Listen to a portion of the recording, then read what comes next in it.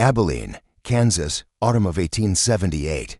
The wind carried the sharp bite of early frost as it swept through the dirt-packed streets, rattling saloon signs and stirring dust into lazy spirals. Lanterns flickered in the dusk, their glow barely cutting through the haze of cigar smoke and whiskey fumes that clung to the town. Like a second skin, Abilene was a place where dreams came to die or be reborn, depending on the hand you were dealt. For Amos Carver, it was the former, and tonight, he was about to test fate one last time. The muddy Spur Saloon sat at the edge of town, its warped wooden facade leaning like a drunk against the prairie wind. Inside, the air was thick with the clatter of poker chips, the slurred boasts of cowboys, and the off-key wail of a piano missing half its teeth. Amos pushed through the batwing doors, his boots heavy with the weight of dried mud and a decade of regret. At 42, he was a man worn thin by life, his face carved with lines from too many winters on the open range, his hands calloused from roping cattle that no longer belonged to him. His ranch, Willow Bend, was bleeding out. Drought had scorched the fields, disease had culled the herd, and the bank was circling like a vulture. But Amos wasn't here for a drink. He was here for a miracle. The saloon was a hive of chaos. Ranch hands, still caked in trail dust, crowded the bar. Gamblers with slicked hair and sharper eyes worked the tables, their smiles as trustworthy as a rattlesnake's. Amos scanned the room, his gaze settling on a man he'd hoped never to see again, Virgil Kane. Kane sat at a corner table, his embroidered vest gleaming under the lamplight, a cigar dangling from his lips. His eyes, cold and calculating, hadn't changed since the night 5 years ago when they'd nearly drawn on each other over a cheated hand. Fate, it seemed, had a cruel sense of humor. "Carver," Kane called, his voice smooth as oil, his grin mocking. "Heard your ranch is drier than a preacher's sermon. Come to drown your sorrows." Amos kept his expression stone cold as he approached. "Funny, Kane. I figured you'd be rotting in a cell by now. Or worse." Kane's laugh was sharp, cutting through the din. "Abilene's a forgiving town. Care to test your luck?" Amos hesitated. Every instinct screamed to walk away, to spare his pride the bruise. But the image of Willow Bendit's sagging fences, its empty barn, and the quiet despair in his wife Margaret's eyes rooted him to the spot. The bank's foreclosure notice burned in his pocket, a death sentence for the only home they'd ever known. "What's the stakes?" he asked, voice low. Kane's grin widened, predatory. "High rollers tonight, Carver. $500 cash, or something else a man might value." Amos's jaw tightened. "I ain't got that kind of money." Kane leaned back, snapping his fingers. One of his men, a hulking figure with a scar across his cheek, stepped from the shadows, dragging a girl forward. She was small, no more than 14, her frame swallowed by a tattered dress. Her auburn hair was matted, her face smudged with dirt, but her eye sharp, green, and fierce locked onto Amos like a hawk sizing up prey. Bruises marked her arms, and her scowl was pure defiance. "Street rat," Kane said casually. "Picked her up in an alley. Owes me more than her life's worth. She's collateral. Win the hand, you take her. Lose, you walk away poorer than you came." Amos's stomach churned. Gambling for a child was a sin he'd never imagined, but the weight of Willow Bend, of Margaret's fading hope, drowned his conscience. The girl's gaze didn't waver, her eyes holding no fear, only a glint of something deeper danger. Maybe, or a challenge. It unnerved him. "What's your name?" Amos asked, his voice softer than he intended. "Lillian," she replied, her tone rough, like she'd swallowed gravel. "Lillian Morse," Kane chuckled. "Got fire in her. Might make a decent hand if you're lucky." Amos's fists clenched. He didn't trust Kane, never had. But walking away meant losing more than pride. It meant losing everything. "Deal the cards," he said. The game was 5-card draw, no wilds, no mercy. The saloon quieted, the air thick with anticipation as chips hit the table. Amos's heart hammered as he studied his hand. Solid, but not a sure thing. Kane's smirk oozed confidence, his fingers drumming the table like a man who'd already won. The final draw came. Amos swapped to cards, his hands steady despite the tremor in his gut. Kane laid down a flush, his grin triumphant. Amos exhaled, revealing his hand. A full house. The room buzzed with murmurs. Kane's smile vanished, his eyes narrowing to slits. "Looks like the girl's yours," he said, his voice dripping with venom. Amos stood, pocketing the small pile of winnings. "I didn't come for this, but I ain't leaving her with you." Lillian stepped forward, her expression unreadable, but her eyes burned with something Amos recognized at Serval. "Let's move," he told her, pushing through the saloon doors into the chilly night. As they stepped into the street, Amos felt the weight of what he'd done. He'd won a child, a stranger, and maybe a curse. Behind them, Kane watched from the saloon, his silhouette framed by lamplight, a predator's smile curling his lips. Abilene, Amos muttered, was a town full of traps, and he'd just sprung one. The wagon creaked under the weight of supplies as Amos guided the horses west, toward Willow Bend Ranch, the prairie stretching endless under a sky heavy with clouds. The air smelled of damp earth and sagebrush, the kind of scent that promised rain but rarely delivered. Beside him sat Lillian, her thin frame dwarfed by Amos's old wool coat, her arms crossed tight, her eyes scanning the horizon like a scout expecting ambush. She hadn't spoken since they left Abilene, and Amos wasn't sure if that was a blessing or a warning. "You always this quiet?" he asked, breaking the silence. His voice was rough, worn by years of shouting over stampedes and whispering prayers that went unanswered. Lillian shrugged, her gaze fixed on the distant hills. "Depends if a man's worth the words," Amos snorted, a dry laugh escaping him. "Fair enough." The silence returned, broken only by the rhythmic clop of hooves and the groan of the wagon. They passed fields dotted with brittle grass and the remnants of old fences, the land scarred by drought and neglect. In the distance, the silhouette of the smoky hills loomed, their jagged edges like the spine of some ancient beast. Amos adjusted his grip on the reins, his thoughts drifting to Margaret, to the ranch, to the gamble he'd just made. "You work for Kane?" he asked, glancing at Lillian. Her eyes flicked toward him, unreadable. "Worked around him." "Never for him." "Same thing," Amos said. "Not to me," she replied, her voice sharp, controlled, too old for her years. Amos recognized the edge in her tone, had heard it in the voices of men broken by war, women hardened by loss. "You owe him money," he pressed. Lillian's lips twitched, not quite a smile. "Owed him my freedom. Caught me lifting a loaf from his storehouse. Could have taken my hand for it. He's got a taste for that kind of justice." She turned back to the trail. "Offered me a deal instead. Run errands, keep watch, stay quiet." Amos's gut twisted. Kane loved his games, loved turning people into pawns. "You steal from him again?" he asked. "No." Her jaw tightened. "Why'd he stake you in a game?" Lillian's voice dropped, cold and bitter. "Because I wasn't useful anymore. And because men like him enjoy breaking things." Amos fell silent, the wind whistling through the wagon's frame. A coyote's howl echoed in the distance, sharp and mournful. "You hungry?" he asked after a moment. Lillian shrugged. "Ate 2 days ago." "Well, Margaret'll fix that," Amos said. "She don't tolerate empty stomachs." Lillian's expression flickered out, maybe hope, but it vanished quickly, replaced by that guarded stare. They crested a rise, and Willow Bend Ranch came into view, nestled in a shallow valley beside a sluggish creek. The ranch house was weathered, its paint peeling like old skin. The barn sagged, the fences leaned, and the few remaining cattle grazed listlessly, their ribs stark against their hides. It wasn't much, but it was home. Amos pulled the horses to a stop by the porch. "This is it." Lillian surveyed the ranch with a cool, calculating eye. "Looks like it's dying." "Ain't wrong," Amos admitted. "But it's ours." The front door opened, and Margaret Carver appeared, her dark hair pinned tightly, her eyes narrowing as they landed on Lillian. "Amos Carver," she said, her voice sharp. "What in heaven's name?" "This is Lillian," Amos said, climbing down. "She's help." Margaret's gaze didn't soften. "She's a child or not. She's quick," Amos said. "We need hands." He faltered, unsure how to explain the poker game, the desperation, the girl's piercing stare. Lillian slid off the wagon, landing lightly in the mud, her chin tilted defiantly. Margaret studied her, arms crossed. "How old are you?" she asked. 14, Lillian said. 15 come spring. Margaret's eyes lingered. Then she turned to Amos. "We'll talk later." She motioned Lillian inside. "Come on."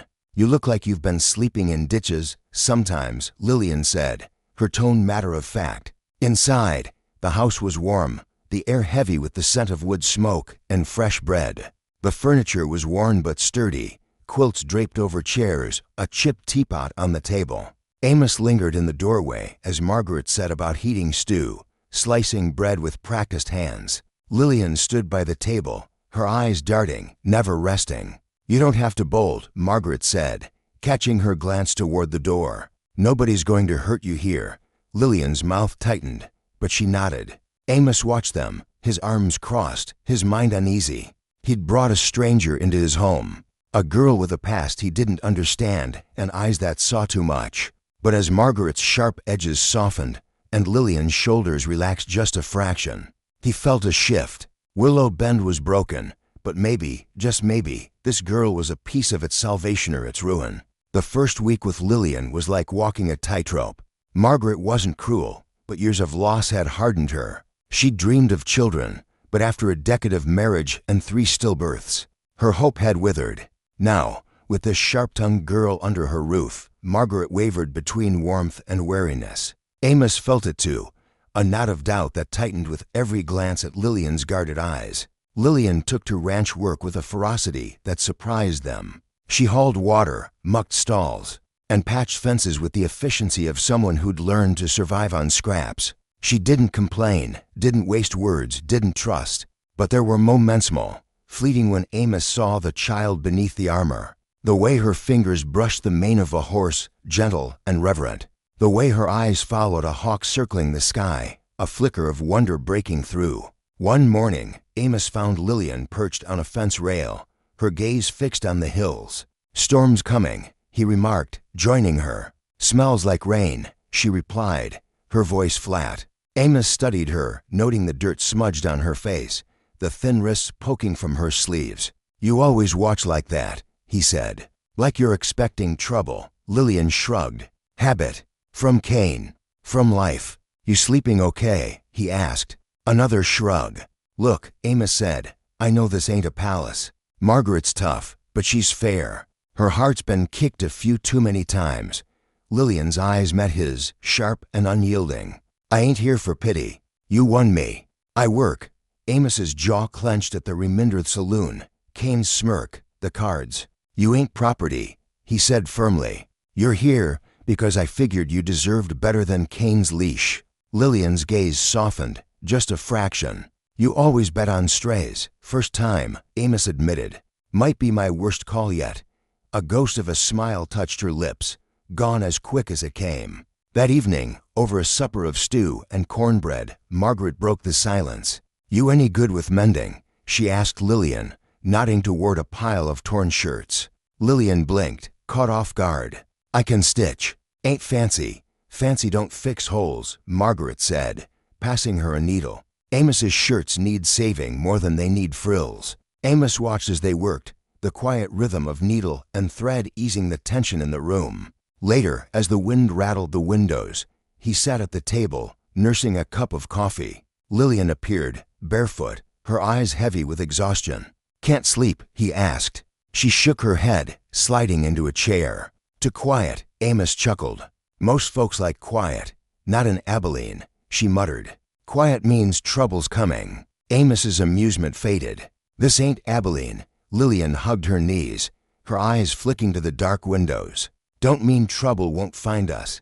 Amos sipped his coffee, the warmth steadying him. She wasn't wrong. Cain wasn't the kind to let a loss slide. "Listen," he said, choosing his words carefully. "I know Cain ain't likely to forget you're me. But out here, we protect what's ours." Lillian's expression didn't change, but her shoulders eased slightly. "You ever work cattle?" Amos asked, shifting gears. "No," she admitted. "Stole a horse once. Didn't fall off," Amos laughed. "That's a start. You'll need more than that here." Lillian's lips twitched. "I learn fast." "Good," Amos said. "You'll have too." They sat in silence, the clock ticking softly, the night alive with the distant howl of a coyote. "You still got that fire in you," Amos observed. Lillian's chin lifted, defiant. "It's what kept me alive," Amos nodded. "Might be what keeps this ranch alive." To Lillian stood. her small frame silhouetted in the lamplight. "Night, Mr. Carver. Amos is fine," he said. "And welcome to Willow Bend." 3 weeks passed, and a fragile rhythm settled over the ranch. Lillian worked harder than Amos expected, rising before dawn to tend the barn, learning to ride with a stubborn grit that earned his respect. Margaret softened, teaching Lillian to bake bread and scrub floors, her sharp edges dulled by the girl's quiet determination. But beneath the surface, unease simmered. It started with tracks. Amos found them near the creek one morning, boot prints, fresh, too deliberate for a passing drifter. No neighbors came this way, not without reason. He told himself it was nothing, but the knot in his gut said otherwise. 2 days later, Lillian was weeding the garden when she froze, her eyes locked on the eastern ridge. Amos, repairing a gate, noticed her tension, the way her hand hovered near the knife in her pocket. "See something?" he called. Lillian didn't answer immediately, her gaze fixed on the hills. "Thought I saw a flash," she said finally. Like sunlight off a lens, Amos's blood ran cold. A spyglass. That night, he gathered Margaret and Lillian at the kitchen table. "Tracks by the creek," he said, his voice low. "Someone's watching, and they ain't friendly." Margaret paled. "Kane," Lillian shifted, her fingers twisting the edge of her sleeve. Amos's eyes settled on her. "If you know something, speak now." Lillian's composure cracked, her voice barely a whisper. "I wasn't just a runner for Kane. I handled things." "What things?" Amos pressed. Lillian exhaled, the weight of her past heavy in the air. "His books, ledgers, who owed him, who he paid off sheriffs, judges, maybe even a federal marshal." Margaret gasped. "You were his bookkeeper." Lillian's lips curled bitterly. "Don't need to be old to count dirty money." Amos leaned forward. "You take something from him." Lillian hesitated, then pulled a small, leather-bound book from her boot. Its pages were worn, the ink smudged but legible. "Names, dates, bribes," she said, placing it on the table. "Enough to bury him." Margaret's hand covered her mouth. Amos's mind raced. This wasn't a petty grudge. Kane was a spider, his web stretching far beyond Abilene. "You plan to use this?" he asked. Lillian nodded. "To buy my life if he came for me." But now her eyes darkened, scanning the familiar walls of the Carver home. "Now he's coming here." Silence fell, broken only by the crackle of the fire. Amos thumbed through the ledger, the names meaningless but their power clear. "We could take this to the sheriff," Margaret suggested, her voice shaky. Amos shook his head. "Sheriff Tatum's likely in here, too. We can't trust town." "So what do we do?" Lillian asked, her voice small. Amos met her gaze, the weight of his choice settling like stone.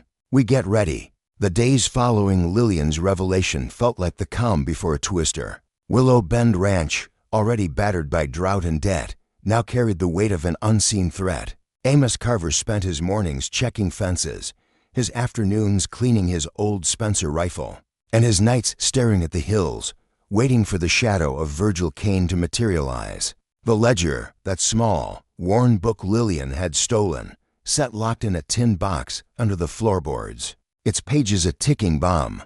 Every creak of the house, every rustle in the grass, set Amos's nerves on edge. He wasn't a man prone to fear, but Kane wasn't just a man, was a plague. And plagues didn't let go easy. Lillian, for her part, worked harder than ever.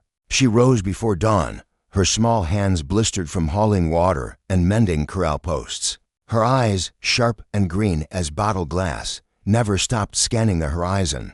Amos caught her sometimes, perched on the barn roof or leaning against a fence, watching the hills like a sentry. She was 14, maybe 15 come spring, but she carried herself like a soldier who'd seen too many battles. Margaret noticed it too, her frown deepening each time Lillian flinched at a slammed door or reached for the knife in her pocket.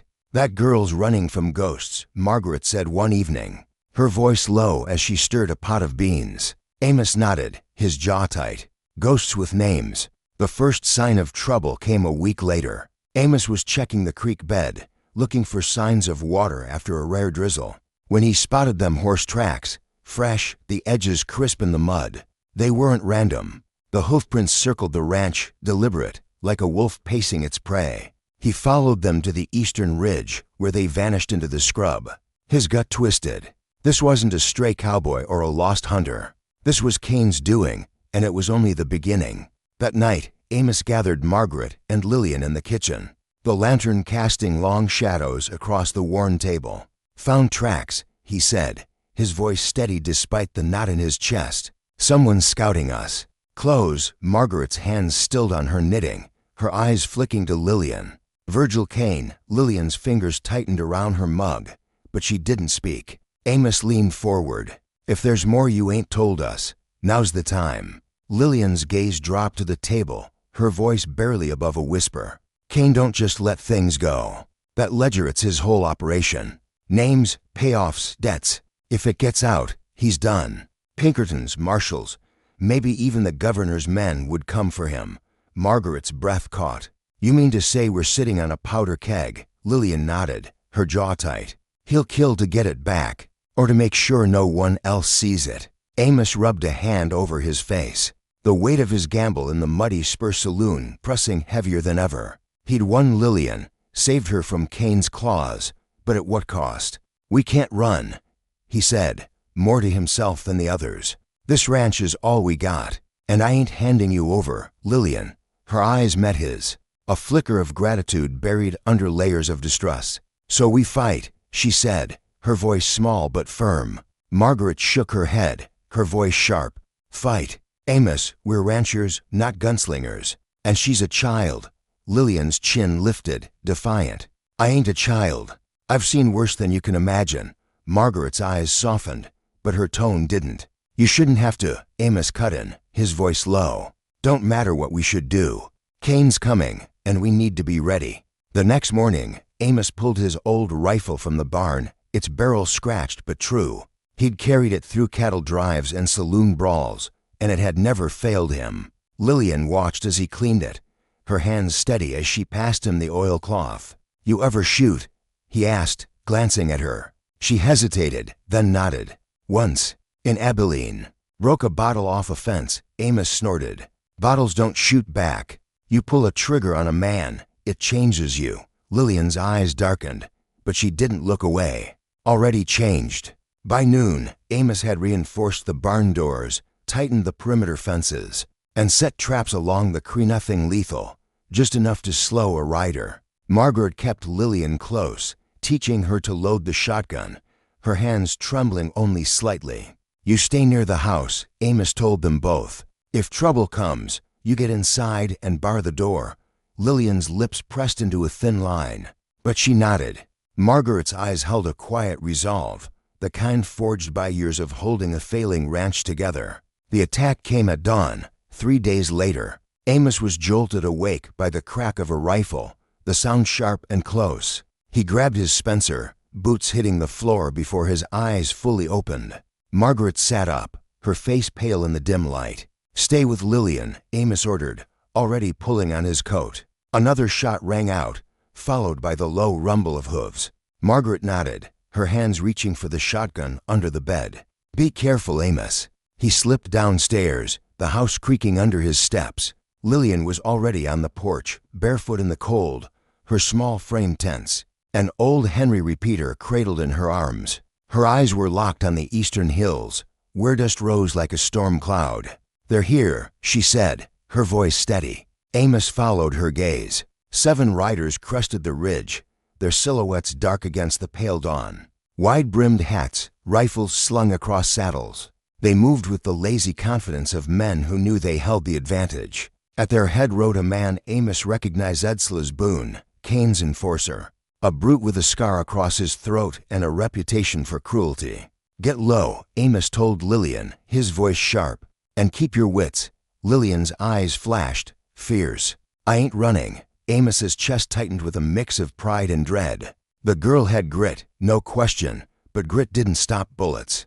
The riders slowed at the front gate, their horses snorting, hooves churning the mud. Boone raised a hand, signaling a halt. "Carver," he bellowed, his voice rough as broken glass. "Hand over the girl, and we leave peaceful. Keep her, and this ranch burns." Amos stepped off the porch, rifle at his side, his heart pounding, but his face calm. "You're trespassing, Boone. Wrong spread for trouble, Boone's grin was all teeth, yellow and crooked.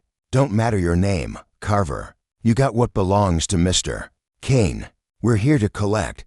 Behind Amos, the door creaked as Margaret peered out, shotgun in hand. Lillian stayed at the porch rail, her grip on the Henry steady, her eyes never leaving Boone. "What Kane wants ain't here," Amos said, his voice even. Boone's grin widened. "Pity. Was hoping you'd be smart." Without warning, Boone's hand dropped to his holster. Amos raised his rifle in a single motion, but Lillian fired first. The Henry's cracked, splitting the air. The shot splintered the gatepost beside Boone's horse, sending the animal rearing. The riders scattered, gunfire erupting like a thunderstorm. Amos dove behind a water trough, bullets chewing into the porch rail. Margaret fired from the upstairs window, her shotgun blast scattering dirt near the riders. Lillian kept low, her shots precise, forcing Boone's men to take cover. The battle was chow smoke and dust swirling, the air thick with the tang of gunpowder. Two of Boone's men tried flanking the barn, their boots pounding the earth. Amos sprinted to the wagon, dropping one with a shot to the leg. The man crumpled, cursing, as his partner ducked behind a boulder. Another rider charged the house, firing wildly. Lillian's next shot caught him in the shoulder, and he toppled from his saddle, hitting the ground with a sickening thud. Amos's mind raced. They were holding their own, but 7 against 3 on barely a teenager was a losing game. Kane didn't send men like Boone for half measures. A shout from Boone cut through the gunfire. "Enough games. Torch it."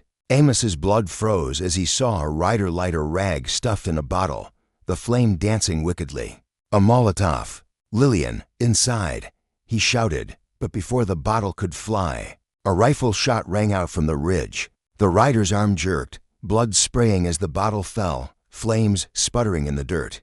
Amos's head snapped toward the hill. Caleb Holt, his old friend and ranch hand, stood silhouetted against the dawn, his rifle steady. Beside him, to neighborsmen Amos had shared whiskey and hard times with joined the fight, their shots driving Boone's men back. Relief flooded Amos's chest. Boone saw the reinforcements and cursed, yanking his horse around. "This ain't over, Carver." The remaining riders wheeled, vanishing into the hills, their hoof beats fading into the morning. Silence settled over Willow Bend, broken only by the crackle of smoldering wood and the faint moan of a wounded man. Amos lowered his rifle, his shoulders heavy with exhaustion. Lillian appeared beside him, her face pale but steady. "They'll come back," she said, her voice flat. Amos nodded. "And we'll be here." The morning sun rose, casting a harsh light over the battered ranch. Bullet holes pocked the barn, the porch rail was splintered, and the air reeked of gunpowder. Caleb and the neighbors approached, their faces grim.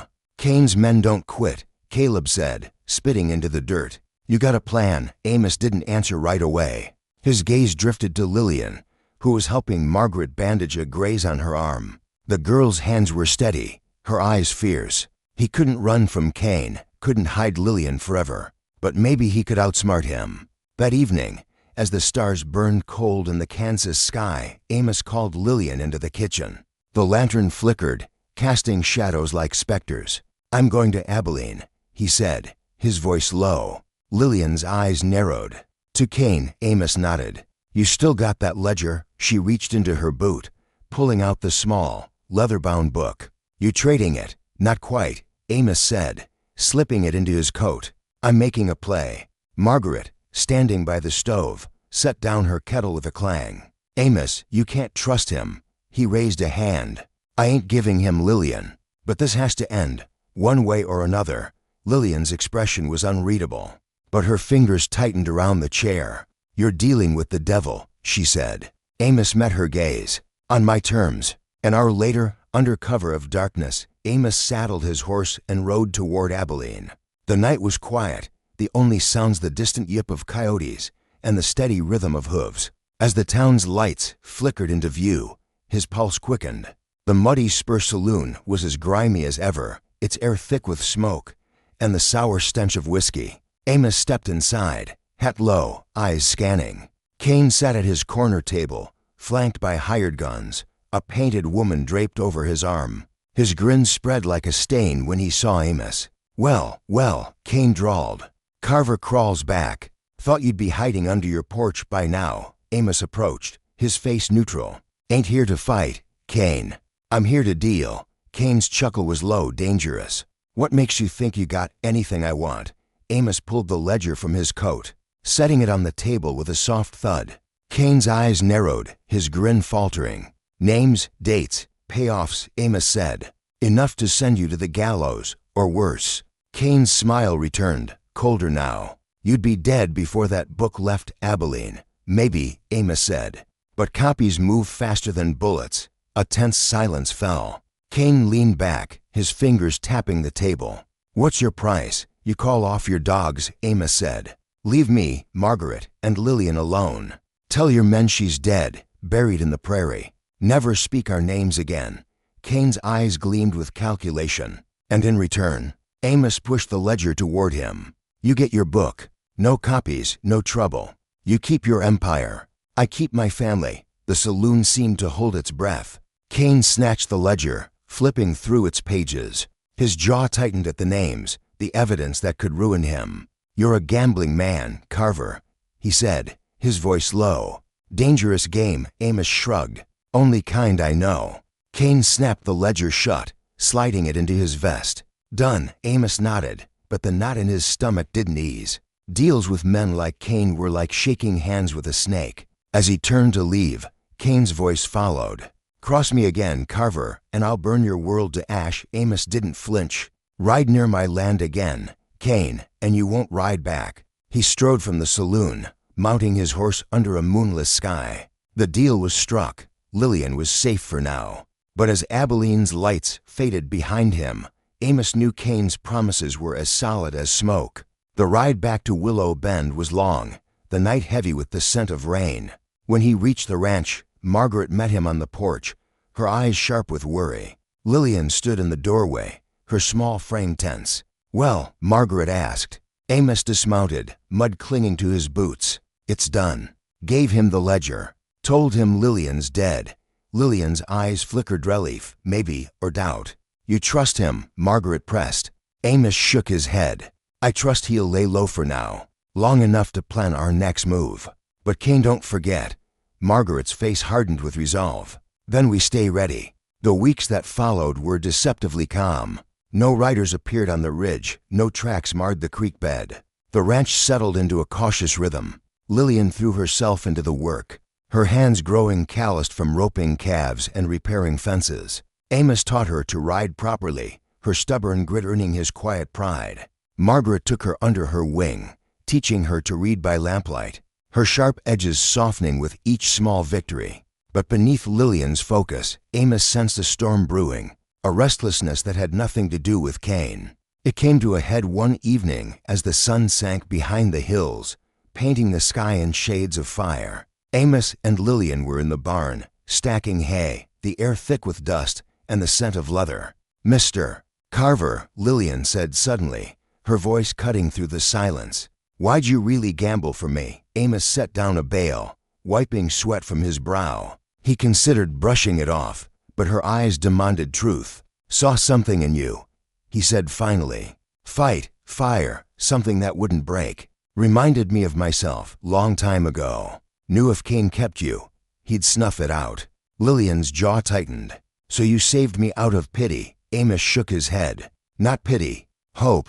You deserved a chance, not a leash. Her eyes shimmered, uncertainty breaking through her armor. I ain't here for handouts, she said, her voice fierce.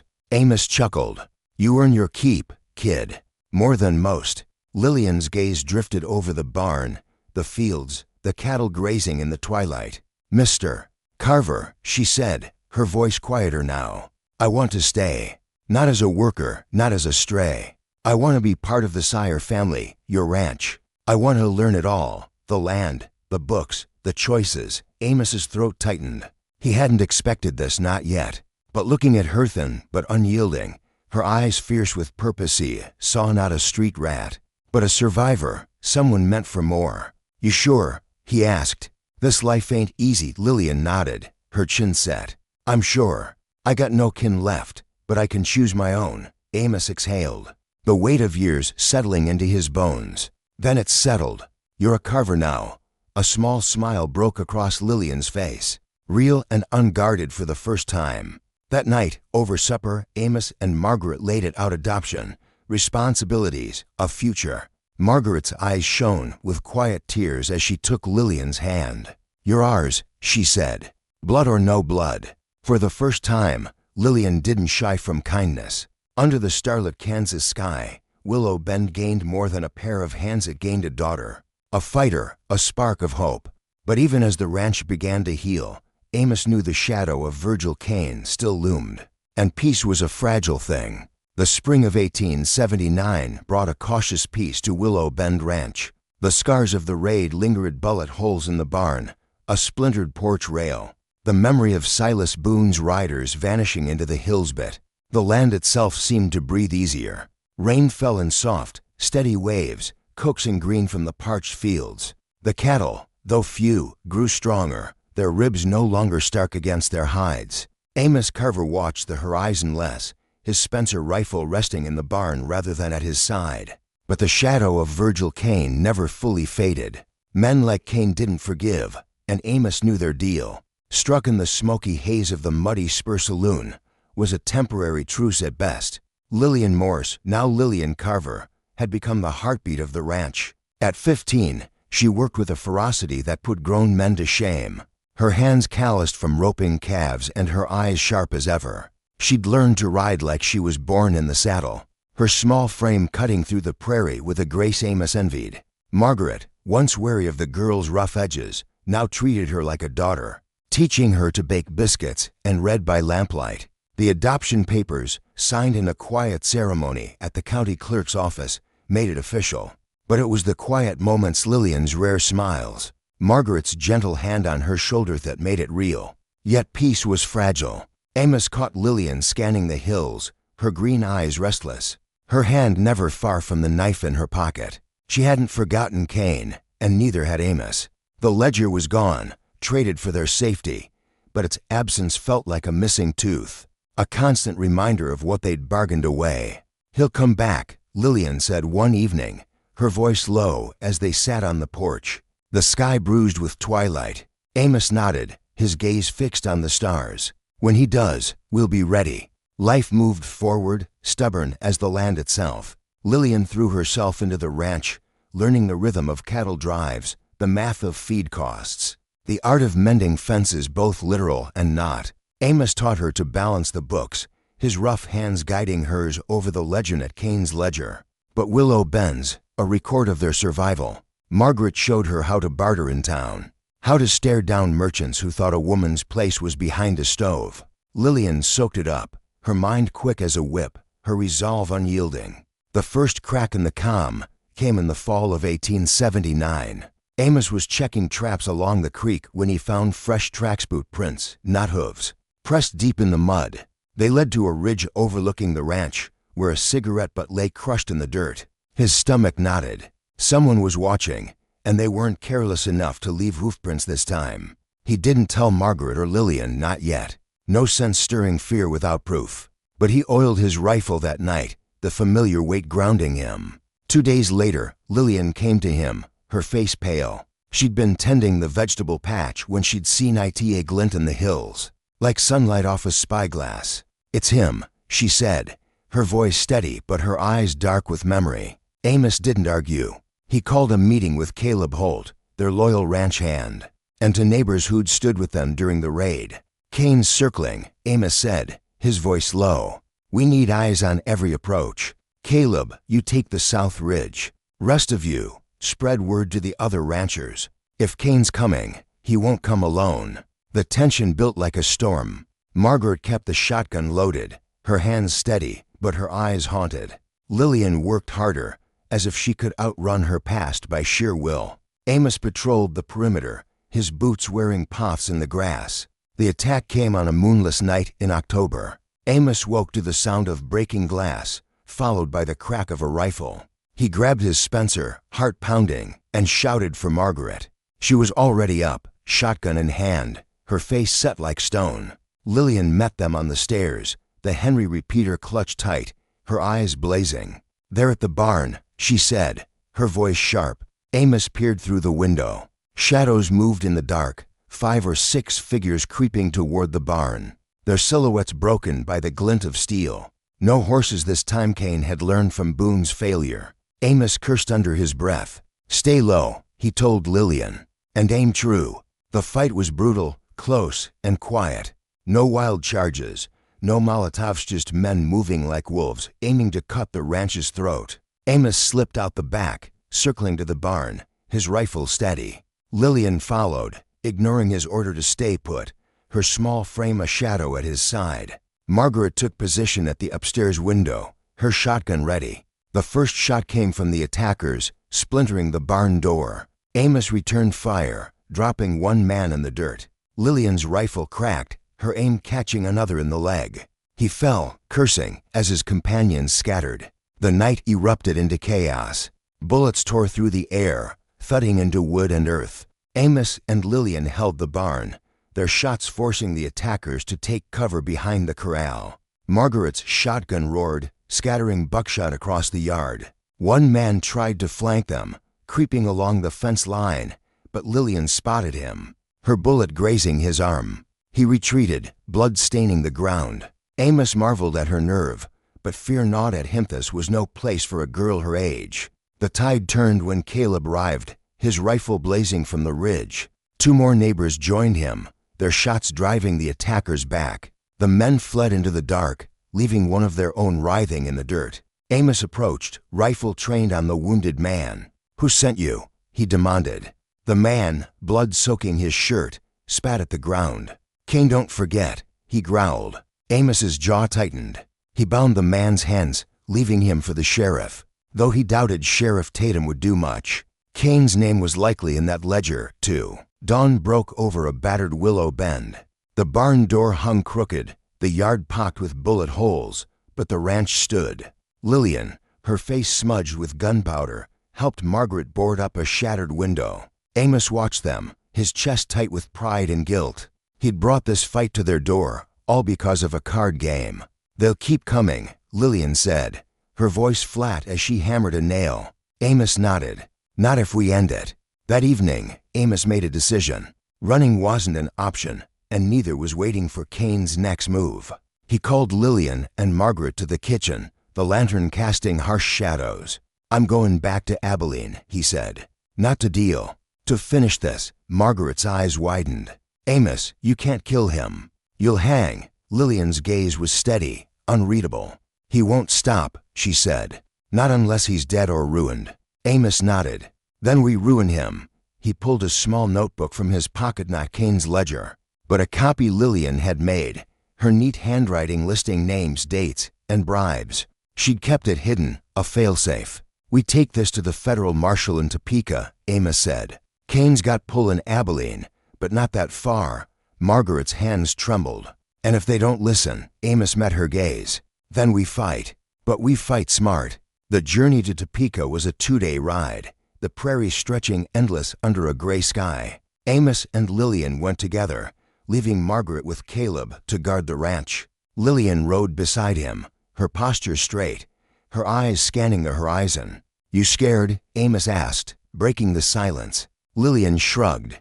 "Been scared my whole life." "Don't change nothing," Amos chuckled, a rare sound. "You're tougher than me, kid." In Topeka, they found Marshal Henry Vaughn, a grizzled man with eyes like steel. He read the copied ledger, his face darkening with each page. "This is enough to hang half of Abilene," he said, his voice low.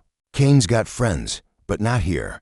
He promised to act, to send deputies to Abilene, to root out Kane's network. Amos and Lillian rode back to Willow Bend, a fragile hope kindling in their chests.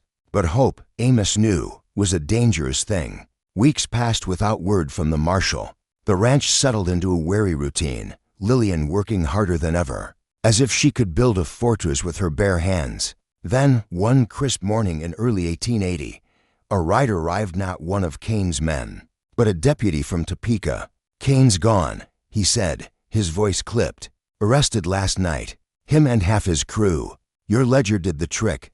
Amos's shoulders sagged with relief, but Lillian's eyes remained wary. "Men like Kane don't stay caged," she said later, her voice low. Amos nodded. Maybe. But for now, we breathe. The years that followed were a slow rebuilding. Willow Bend flourished, the fields green, the cattle fat. Lillian grew into a young woman, her sharp edges softened by purpose. Her green eyes still fierce but tempered with trust. She took on more of the ranch's responsibilities, her mind quick with numbers, her hands steady with a lasso. Margaret, her heart healed by Lillian's presence, began to smile again, her laughter filling the house. In the fall of 1881, a new rival came to Willow Bend, a boy named Samuel, no older than 10. His face gaunt from hunger, his eyes wide with fear. He'd run from a mining camp after his mother died, clutching a stolen loaf of bread. Amos found him hiding in the barn, ready to drag him to town until Lillian stopped him. "He's me," she said simply. 5 years ago, so they kept Samuel. Then came Eliza, a girl with bruises hidden under her shawl, her eyes sharp as broken glass. Then Jacob, mute but quick with a hammer. By 1883, 6 children called Willow Bend home, each a stray-turned family. Lillian, now 19, became their leader. She taught them to rope, to ride, to mend fences, and more importantly, to trust. Amos and Margaret built the ranch with sweat and stubbornness, but Lillian turned it into a sanctuary. One spring morning in 1884, Amos found her by the creek, showing Samuel how to cast a line for fish. Her voice was patient, her stance confident, her eyes full of quiet pride. Amos approached, his boots crunching on gravel. "You've got them working like ranch hens," he said, leaning on the fence. Lillian smirked. "They'll thank me come roundup," Amos chuckled, watching Eliza wrestle a calf to the ground, her small frame stronger than it looked. "Been meaning to talk," he said, his tone serious. "Margaret and I ain't getting younger. This ranch, it's more than land. It's a home, a refuge. Needs someone to carry it when we can't." Lillian's smirk faded, her eyes wide with caution. "You mean me?" Amos nodded. "You've earned it. Bled for it. Those kids look to you, same as they do me. Maybe more." Lillian's gaze drifted over the ranch barns, the fields, the creek winding through the hills. It was hers as much as theirs now. "Thought I might leave one day," she said, her voice low. "See the world." Amos studied her, his eyes soft. "Ain't no chains here. You go, we'll miss you. But you've got a home always." Lillian's jaw set, resolve settling over her like armor. "This place saved me," she said. "You and Margaret did. If I can do that for someone else, it's enough." Amos's chest swelled with pride, though he hid it behind a gruff nod. "We're proud of you, kid. Whether you stay or run this whole damn ranch." By 1888, Willow Bend's reputation had spread beyond Kansas. Folks in Abilene whispered of the ranch that took in strays and turned them into cowhands. Sheriff Tatum, once a question mark, now tipped his hat in respect. Children came from as far as Nebraska and Missouri, orphans, runaways, the discarded all finding work, shelter, and hope. Lillian, now 24, ran the ranch with a steady hand, her decisions sharp, her heart open but guarded. One autumn evening, as the sun bled red across the hills, Lillian stood on the porch, her fingers tracing a faint scar on her wrist, a reminder of her days in Abilene, of Cain's shadow. Margaret joined her, a shawl around her shoulders. "You okay?" she asked softly. Lillian nodded, her eyes on the horizon, thinking about the past, the future. Margaret squeezed her hand. "You built something here, Lillian. Something worth fighting for." Lillian's gaze lingered on the children playing in the yard, their laughter soft and free. "Yeah," she whispered, "and I'll protect it, no matter what." Willow Bend wasn't just a ranch anymore. It was a sanctuary, a legacy forged by a girl with sharp eyes and a stubborn heart. The girl Amos had gambled for, the girl who changed everything. The spring of 1888 dawned warm and golden over the Kansas plains. Willow Bend stretched wide and green, its pastures thick with cattle, its barns sturdy and proud. The air hummed with the promise of a good season, fat calves, rich grass, and a peace hard-won. Lillian stood on the porch, arms crossed, watching a wagon roll down the dusty road. Its wheels kicked up clouds of dirt, carrying 3 figures, Caleb Holt, grizzled but smiling. At the reins, a boy of about 11, thin and wary, clutching a sack, and in the back, Two younger children, a girl and a boy, huddled under a worn blanket. Lillian's heart twisted, a familiar ache. She knew those ice-guarded, weary, carrying too much for their years. Amos stepped out beside her, his beard now more gray than brown, his eyes still sharp. "More strays," he said softly. Lillian nodded. "Orphan committee sent word. Said they've got no one." Margaret appeared, wiping flour from her hands. "Lord, they look half-starved." The wagon stopped in the yard. Caleb tipped his hat. "Brought your new hands, boss." Lillian arched an eyebrow, a faint smile tugging at her lips. "Boss now, is it?" Caleb grinned. "Always was." She approached the boy first, his eyes darting like a cornered animal's. "Name?" she asked, her voice gentle but firm. "Nathan," he muttered, barely audible. "You hungry, Nathan?" He hesitated, then nodded, pride warring with need. "We'll fix that," Lillian promised, turning to the younger two. "And you?" The girl peeked out from the blanket. "Sarah," she whispered. "And Tommy." "We ain't got family." Lillian crouched, meeting their eyes. "You do now." Within hours, the children were fed, washed, and settled into the bunkhouse with the others. Eliza, now 17 and tall as a fence post, showed them the ropes with quiet efficiency. Samuel, broad-shouldered and nearly grown, promised to teach Nathan to ride. Amos and Margaret watched from the porch as Lillian took charge, her presence steady as the hills. "She's made this place something," Margaret said, her voice thick with pride. Amos nodded. "More than land. A future." That evening, the family blood and chosen gathered around the long table. Plates piled with stew and cornbread. Laughter filled the air, warm and unbroken. After supper, Amos and Lillian sat at the kitchen table, coffee cups steaming. 10 years ago, Amos began, his voice low. "I thought bringing you here was a mistake. Thought you'd break us, or we'd break you." Lillian sipped her coffee, a faint smile playing on her lips. "Fair worry," Amos shook his head. "I was wrong. You saved this ranch." "Saved us," Lillian's smile softened. "You saved me first." Amos leaned back, the chair creaking. "We gave you a roof. You made it a home, outside. The stars burned bright, the bunkhouse glowing with lamplight, children's shadows dancing within." "You ever regret it?" Lillian asked, her voice quiet. "Cain, the deal?" Amos's hand rested over hers, calloused and steady. "Not for a second." Lillian's eyes drifted to the horizon, a flicker of old fear surfacing. "What if he comes back?" Amos squeezed her hand. "He's gone, Lillian. Marshals took him. His empire's dust." She nodded, the knot in her chest loosening, if only a little. In the years that followed, Willow Bend became a legend across Kansas. Newspapers wrote of the ranch that turned orphans into cowhands, runaways into family. Children came from as far as Colorado, each finding a place, a purpose. Lillian Carver, the girl with sharp eyes and a sharper will, stood at the center of it all. The girl Amos had gambled for. The girl who changed everything. The West wasn't just about guns and outlaws. It was about stubborn hearts mending broken lives, about ranch gates swinging wide for the lost, about family chosen over blood. Willow Bend stood as proof, its fields green, its laughter loud, its legacy unbreakable. And Lillian, with her steady hands and iron resolve, would protect it always. What did you think of Amos and Lillian's journey? Was Amos right to gamble for a stranger, risking everything? Should they have fought Cain with bullets or trusted the law to bring justice? Share your thoughts in the comments below, especially on the themes of violence and injustice in this story. How far would you go to protect what's yours? Let's hear your stance.